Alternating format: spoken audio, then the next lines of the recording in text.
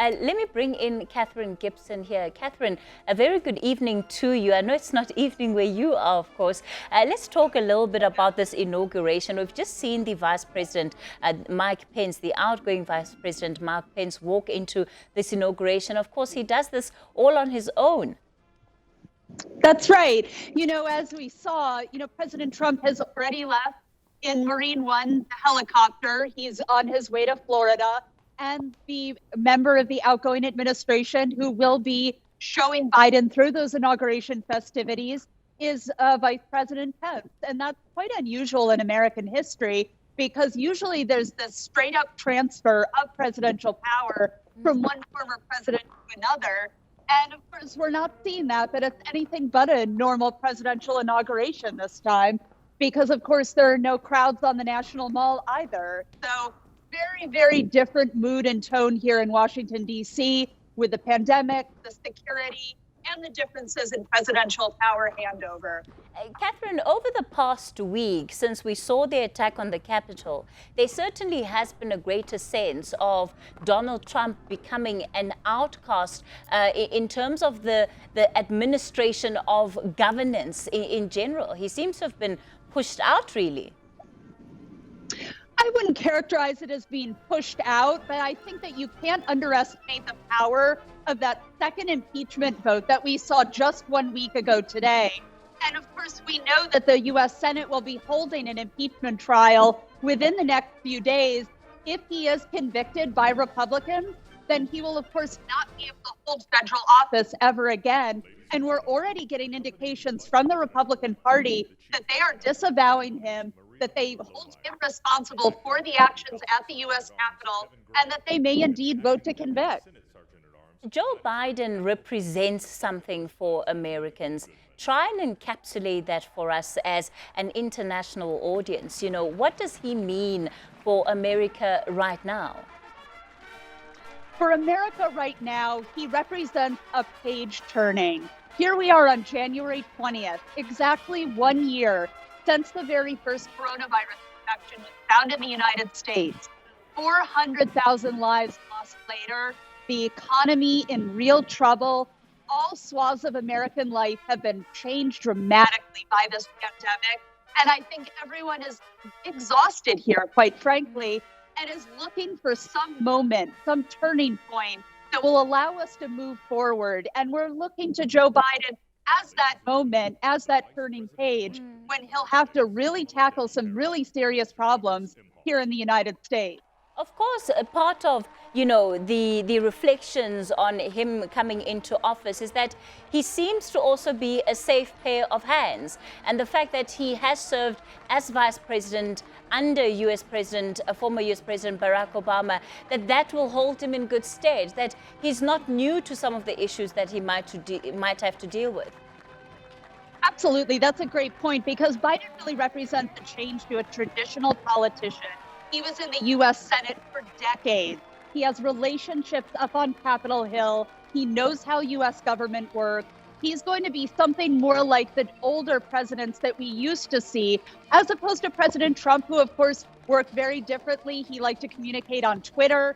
It's going to be a return to a normal kind of predictable schedule here in Washington, D.C. And that's something that many people are anxious to see, given that we are in a pandemic and an economic crisis. You're talking about a return to some sense of normalcy. And the other thing that, of course, has been said about Biden in terms of his character and just who he is as an individual is that some of the tension that has stemmed out of the Trump administration, many are expecting that he will be intentional about extending the olive branch to the other side and trying to foster some kind of unity. Are we seeing that right now with the vice president? Absolutely. Well, in just a few minutes, we're going to hear President Biden's inaugural speech. And the theme of that speech is going to be American unity. He is going to stand in the very same place that 2 weeks ago was attacked, and he's going to call on all Americans to unite together and say whether or not they voted for him, he is going to be their president to get them through this crisis of the pandemic. He is going to also draw on his decades of experience on Capitol Hill building relationships with the other side, with other parties, and making deals, getting it done. And he certainly has a lot on his plate. He is going to be going back to the White House later today, and he is already going to be issuing, we're told, executive orders about a number of things, including reversing the Paris Climate Accord. The U.S. will be rejoining it. He'll also be working almost immediately on an immigration plan. So we already know that he has very ambitious proposals that he wants to get through within the next few days.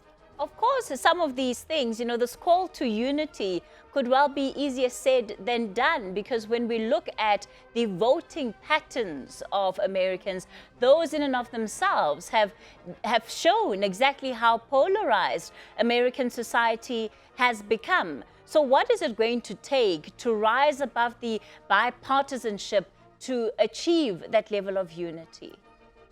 I think that's a question that every American is asking themselves right now. And I don't know that there is a firm answer, because there are other deeper underlying factors in American society: social media, economic inequality, social inequality, racial inequality, that people need to have answered so that they can really tackle the bigger question of how the political parties come together. I don't know that there is that answer right now.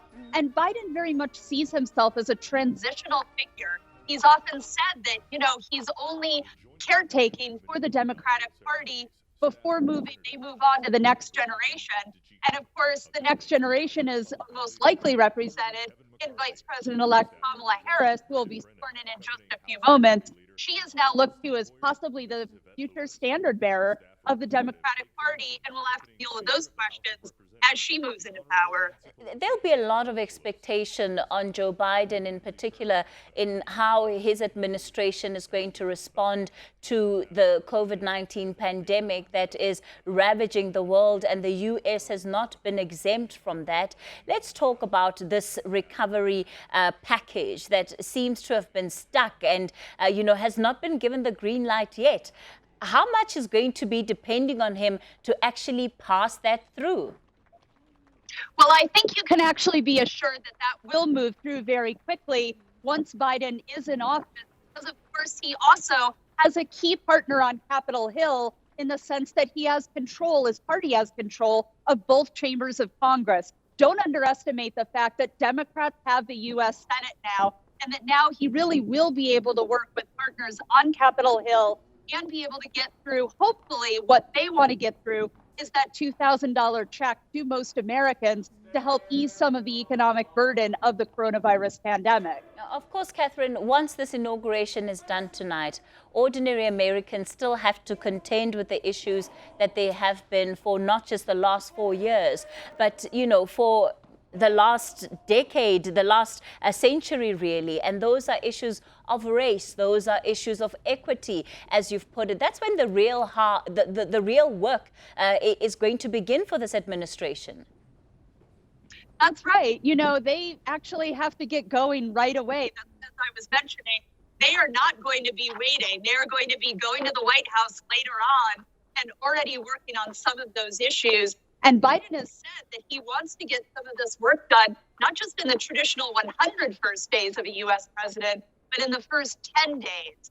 And all of this is complicated by the fact the U.S. Senate is going to be working on an impeachment trial of the former president, which can divide their attentions, which will divide their very day in half as to what they can be working on.